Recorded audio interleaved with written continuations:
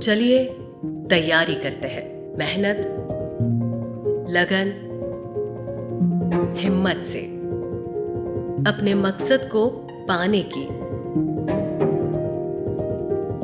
उस सपने को साकार करने की जो देखा है आपके घर वालों ने, आपने और हमने। सवाल और जवाब के फासले को कम करेंगे। मैदान कोई भी हो, हर कदम मिलकर साथ रखेंगे। राह चाहे कितनी मुश्किल हो, हम कोशिश लाख करेंगे, बार बार करेंगे। तभी तो सपने हकीकत में बदलेंगे। तो चलिए तैयारी करते हैं। Moon star global school. Mount मेरी हॉल में बनेगा ईदगाह, होगी ईद की नमाज। उलेमाओं ने किया ऐलान तो किसी ने किया विरोध।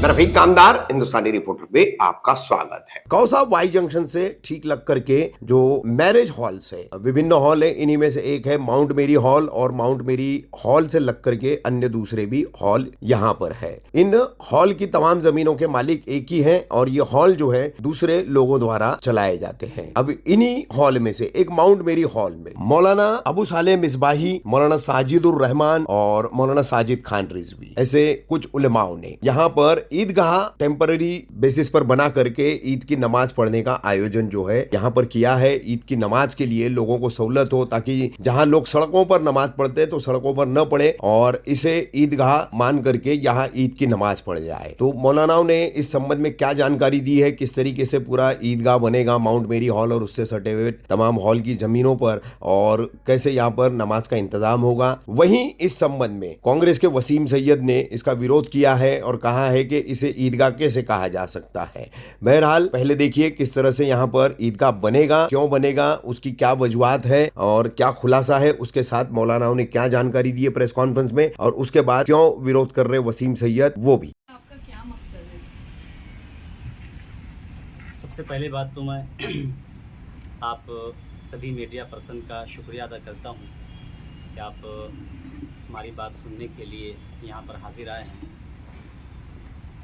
आज के प्रेस कॉन्फ्रेंस का जो मेन पर्पज़ है वो ये है कि इमसाल शहर मुमरा में पहली बार अहले सुन्नत वल जमात की तरफ से ईद की नमाज़ पढ़ने के लिए इज्तिमाइयत, एक मेजॉरिटी का इंतज़ाम किया गया है कि ईदगाह में आएँ और वहाँ आकर के सब मिल करके ईद की नमाज़ अदा करें।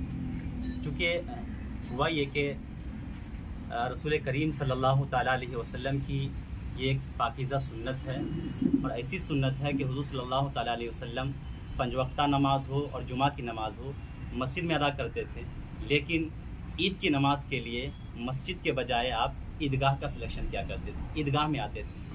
और हुज़ूर सल्लल्लाहु अलैहि वसल्लम की ज़िंदगी में सिर्फ एक बार ऐसा हुआ कि आपने ईदगाह के बजाय मस्जिद में नमाज अदा की। वो कारण क्या था? बारिश की वजह से आपने मस्जिद में नमाज अदा की, वरना पूरी ज़िंदगी आप हुज़ूर सल्लल्लाहु अलैहि वसल्लम ईदगाह में नमाज़ अदा किया करते थे। इसके पीछे एक हिकमत ये होती थी ताकि एक साथ लोग आएँ, एक साथ नमाज़ पढ़ें, तो मुसलमानों की इज्तिमाइयत, उसकी मेजॉरिटी लोगों के निगाह के सामने आए, उसका रोबो दबदबा कायम हो। इत्तेफाक ये है कि अफसोस की बात यह है कि धीरे धीरे कहीं ना कहीं ये सुन्नत मिटती चली जा रही है। मस्जिदों को हमने ही ईदगाह बना लिया है। ठीक है, मस्जिद में भी ईद की नमाज़ पढ़ी जा सकती है, इसमें कोई डाउट नहीं, लेकिन बेहतर, अफजल और सुन्नत यह है कि हम सब ईदगाह में आए और वहाँ आकर के नमाज़ अदा करें। शहर में कुछ ही जगह ऐसी हैं जहाँ लोग ईद की नमाज़ें पढ़ते हैं, ग्राउंड में, फील्ड में, वसी और इस मैदान में नमाज़ पढ़ते हैं, लेकिन अहले सुन्नत की वल जमात की तरफ से ऐसी कोई जगह नहीं जहाँ लोग आकर के किसी ग्राउंड में, किसी हॉल में आकर के नमाज़ अदा करें। तो हमने सोचा कि मिसाल इसका इंतज़ाम होना चाहिए। रसूल करीम सल्लल्लाहु अलैहि वसल्लम की ये सुन्नत है, इसको आगे बढ़ाने की ज़रूरत है। होता यह है कि लोग मस्जिद के अंदर जगहें तंग होती हैं, तो मस्जिद अगर फुल हो गई, लोग रोड पे नमाज़ पढ़ते हैं, तो लोग रोड पर नमाज़ पढ़ने के बजाय बेहतर यह है कि ईदगाह आएँ और यहाँ आकर के नमाज़ अदा करें। ठीक है, जिस इस्लाम को हम फॉलो करते हैं उस इस्लाम ने ये कहा है कि इमाततुल अज़ा अनित तरीक़, रास्ते के अंदर कोई गिरी पड़ी चीज़ हो, तकलीफ़ देने वाली चीज़ हो, तो उस तकलीफ़ देने वाली चीज़ को आप हटा दिया करो। हम ईद की नमाज़ पढ़ रहे होते हैं और रास्ते को ब्लॉक कर देते हैं, तो ब्लॉक कर देने की वजह से दूसरे लोगों को तकलीफ़ होती है। तो जो इस्लाम रास्ते की गिरी पड़ी चीज़ों को, रास्ते की मतलब तकलीफ़ देने वाली चीज़ों को हटाने का हुक्म दिया है, और हम नमाज़ पढ़ करके दूसरे के रास्ते को ब्लॉक करके उसको तकलीफ़ पहुँचा रहे होते हैं, ये कैसी इबादत है? तो हम सब कोशिश करें कि रास्ते पर, रोड पर नमाज़ पढ़ने के बजाय मस्जिद के अंदर अगर जगह हो जाए तो ठीक है, वरना फिर आप बेहतर आपके लिए ऑप्शन ये है कि आप ईदगाह आएँ और वहाँ करके नमाज़ अदा करें।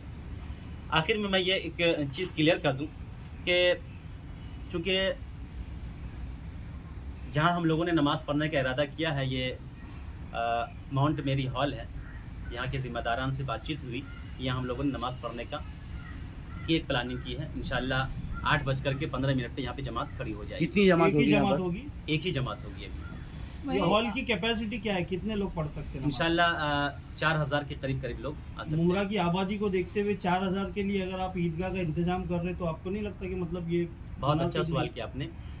4000 माउंट मेरी हॉल में आएंगे जी। उसके बाद हम लोगों की बातचीत हो चुकी है, लोगों का अगर क्राउड ज़्यादा होगा तो पीछे कई हॉल ऐसे हैं जो खाली हैं, सब लोगों से बातचीत हो चुकी है इंशाल्लाह। एक ये कहना है, आपने कहा कि यहाँ पर ईदगाह का इंतजाम किया गया है। अभी जो है मुमरा से कौसा यानी रेती बंदर वगैरह, ये इतना इलाका बड़ा है, लोगों को यहाँ तक आने में कोई दिक्कत, इतना बड़ा वहाँ से यहाँ पर आने में, तो कहीं ऐसा उस जगह पर भी कहीं ऐसा इंतजाम है जो लोगों को आसानी हो, आधे आधे लोगों में से बढ़ जाए? देखिए दारुल फलाह में इंतज़ाम तो है ही, कुछ लोग वहाँ पढ़ लें, उसके बाद आप गौसिया मार्ग ये तालाब पाले के पास भी एक जमात होती है बाहरी में, वहाँ भी लोग पढ़ सकते हैं। बाकी जहाँ पे ऐसी जमात नहीं होती, लोग रोड पे पढ़ते हैं या जिनके पास जो है आसपास में मस्जिदें नहीं है, वो ज़रूर यहाँ तशरीफ़ लाएँ, क्योंकि आपने सही सवाल किया कि मुमरा की इतनी बड़ी आबादी वो इस छोटे से हॉल में कहाँ से आ सकती है। लेकिन हम लोगों ने ये इंतज़ाम कर रखा है इंशाल्लाह कि अगर 10,000 लोग भी आ जाएँ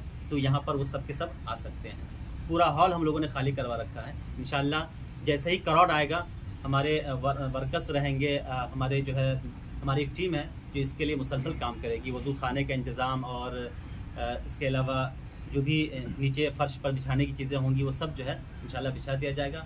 आए लोग शौक़ से नमाज़ अदा करें, वज़ू करें। आमतौर पे तो लोग वज़ू करके ही आते हैं, लेकिन अगर वज़ू करके नहीं भी आए हैं तो उन लोगों के लिए हमने इंतज़ाम कर रखा है। इंशाल्लाह वो सारी सहूलियात यहाँ पर उनको दी जाएगी। अभी जो एक शहर में मैसेज चल रहा है कि इस तरीके से जो हॉल वगैरह में नमाज अदा की जाती है, यहाँ पे शादी हल्दी वगैरह होता है, तो उस बारे में क्या? बहुत अच्छा सवाल किया आपने। ये गलत फहमी लोगों के अंदर आमतौर पे आ जाती है और आना बजा भी है। देखिए, जहाँ ईद की नमाज़ होती है ना, उसको ईदगाह कहते हैं, ठीक। और ईदगाह की ज़मीन दो तरह की होती है। एक तो ये है कि वो ज़मीन ईदगाह के लिए वक्फ़ हो।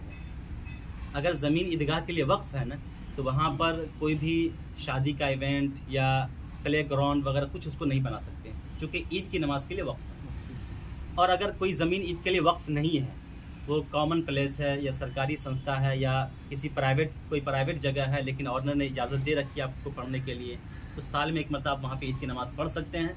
बाकी डेज़ में, बाकी दिनों में आप उसको चाहे प्ले ग्राउंड बना लीजिए, चाहे मैरिज हॉल बना लीजिए, वो आपके ऊपर डिपेंड है। क्योंकि जहाँ हम लोग पढ़ने जा रहे हैं ना, ये ईदगाह के लिए वक्फ़ नहीं है, बल्कि ज़िम्मेदारों ने ये फ़ैसला किया है कि आप ईद की नमाज़ पढ़ सकते हैं।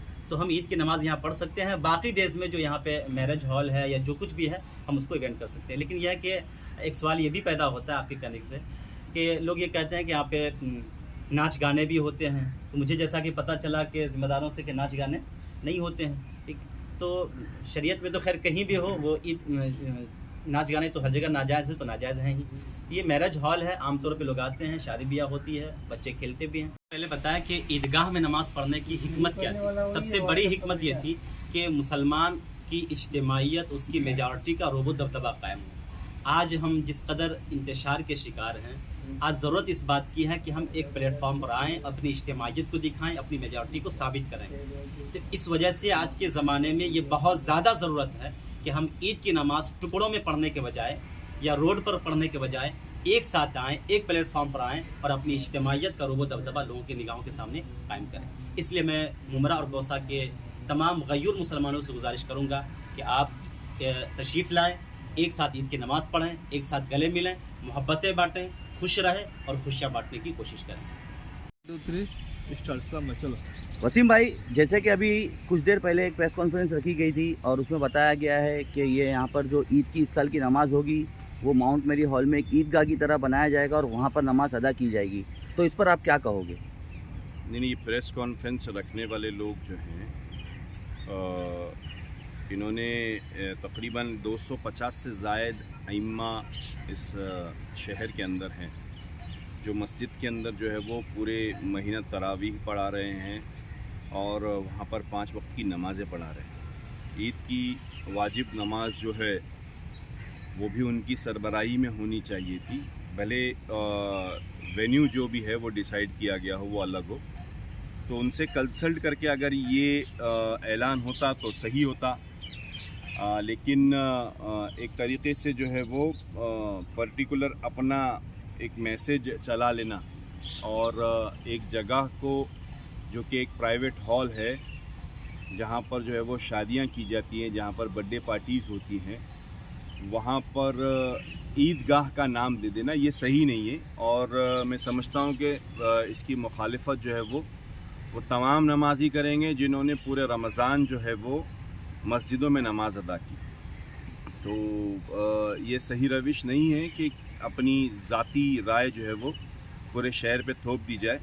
इसमें उलमाओं को जो है वो पेश रहना चाहिए था और वो उलमा तमाम मसाजिद के उलमा होने चाहिए थे जो 5 वक्त की नमाज़ें अदा करवा रहे हैं। एक सवाल आपसे और करना है वसीम भाई, जैसे कि अभी हमने इन लोगों से भी सवाल किया था उन मौलानाओं से, तो उन लोगों का कहना था कि जो रास्ते पर नमाज अदा की जाती है, जैसे कि मस्जिदें फुल हो जाती है और लोग जो रास्ते पर आ जाते हैं, उसको ध्यान में रखते हुए उन लोगों ने ये कदम उठाया है, इस पर आप क्या कहोगे? नहीं, रास्ते पे देखिए अभी आपको ये जो भी मतलब मालूमात है इनकी ज़रा शायद पुख्ता नहीं है या वो इस शहर से ज़्यादा लंबा रफ्ता नहीं रखे हुए, इनका मतलब ताल्लुक़ जो है इस शहर से ज़्यादा नहीं है। रास्ते पे मुमरा शहर में कहीं भी नमाज नहीं है सिवाय एक आध मस्जिद के, जिसमें ये सिस्टम बन गया है कि अब वो भी फुटपाथ तक के महदूद रखेंगे, रोड पर नहीं पड़ी जाती।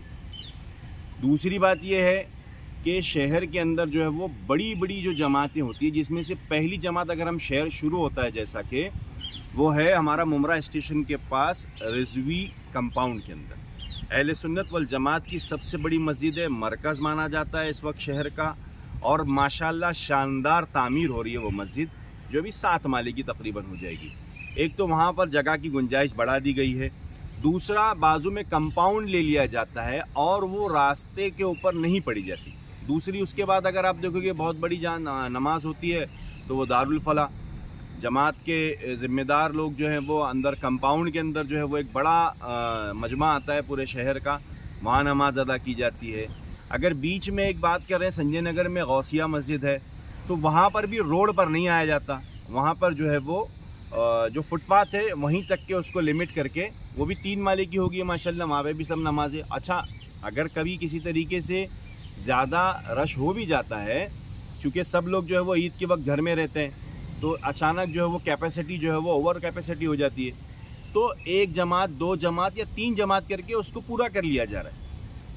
एक जो मुद्दा इसके अंदर ये था कि ईदगाह में नमाज होनी चाहिए, तो 2 जगह जो 2 खुली जगहों पर ऑलरेडी नमाज हो रही है, आपको बात समझना पड़ेगी कि 2 खुली जगहों पे नमाज हो रही है। एक तो हो रही है दारुल फलाह पे, दूसरी जो है वो हमारा जो रिजवी कंपाउंड है वहाँ हो रही है। तो ये नई ज़रूरत जो है ये क्यों पेश आई ये नहीं समझ में आया।